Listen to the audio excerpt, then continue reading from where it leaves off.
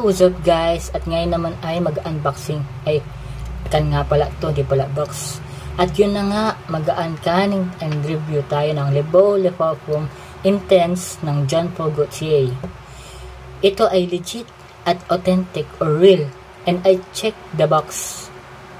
I checked the can, the barcode, the batch code, and the texture of it. And it's so amazing. Ito nga pala siya. Yan. Yun. Okay. Bubuksan na natin siya. Wait lang ha. Ito-try na natin. Bubuksan na. First time ko lang to eh.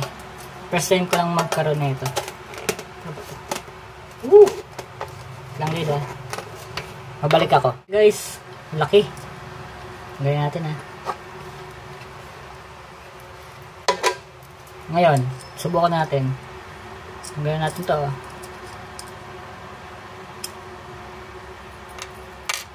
Ngayon, subukan na natin.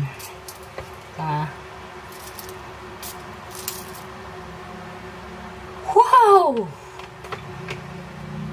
Okay.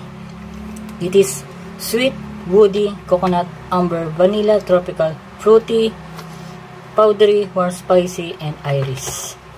At yun na nga guys, unang spray mo pa lang ay maamoy mo na yung pagka-tropical but amber coconut scent niya.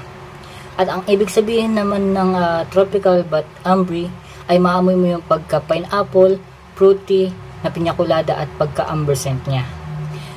Oh, napakabango, grabe. At sa huli, maamoy mo din yung pagka-woody, amber, vanilla, powdery at ang pagka-sweet niya. Yes. At sa nakikita ko ngayon,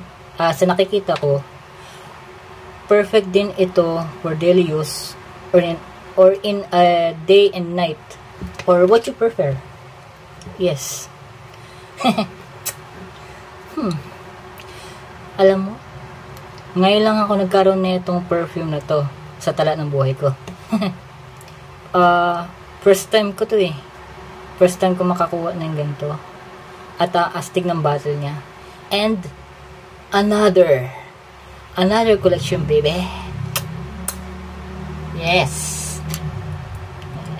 Lock na natin siya.